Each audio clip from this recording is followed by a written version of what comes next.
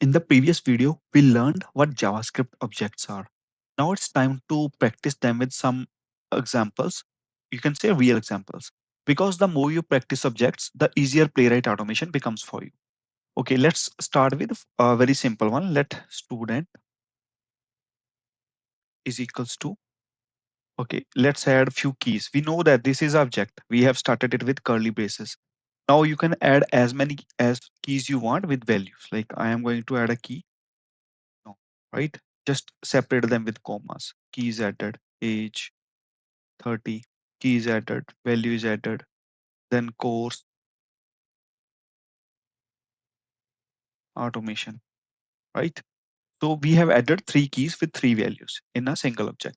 Now, if I want to print it, simply console.log the student. It will print the whole object. But if I want to print a value for a particular key, I will just write console.log, then student dot whichever I want to print. Let's say I want to print age. Simply now save it and run it. It should work for you.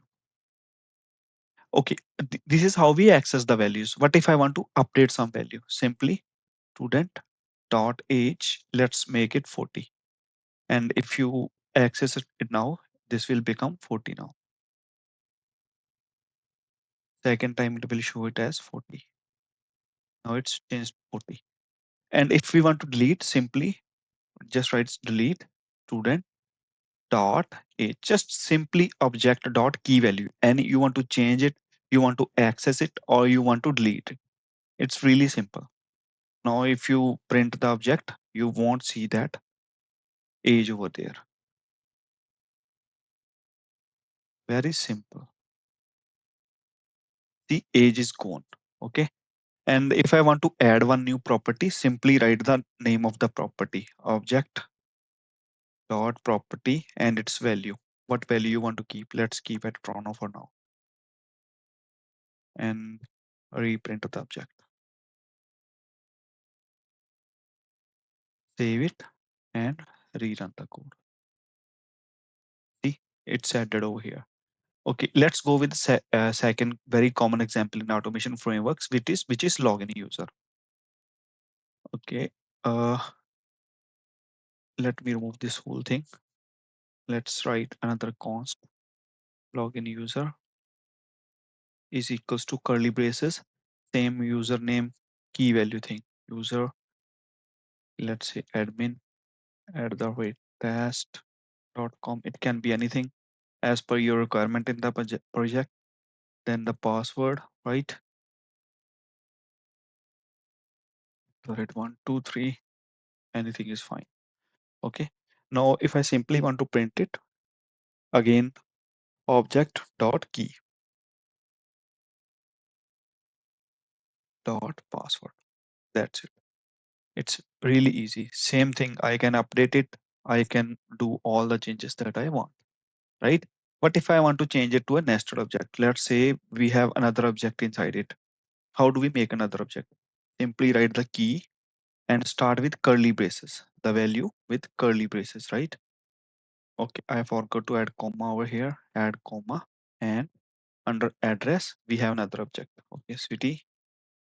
Again, let's go with Toronto or anything, doesn't matter. Then country, Canada, right?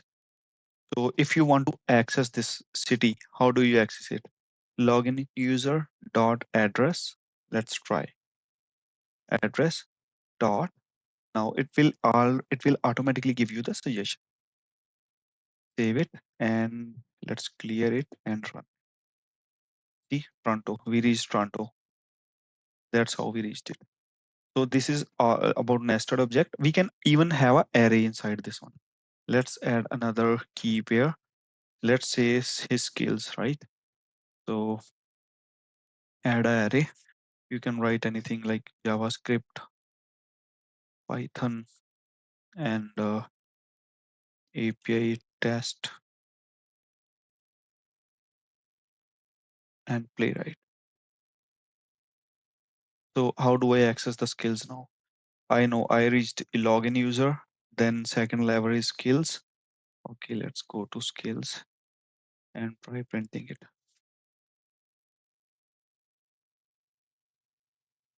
You see over here, all the skills are printed. Let's try to print the second skill.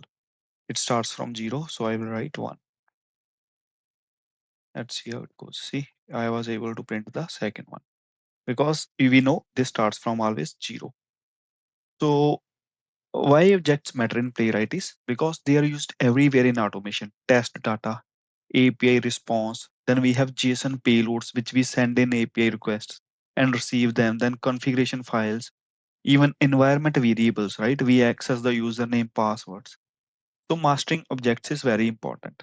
In the next video, we will learn JavaScript string methods, another super important topic for Playwright automation. And strings, you will get many even in the interviews.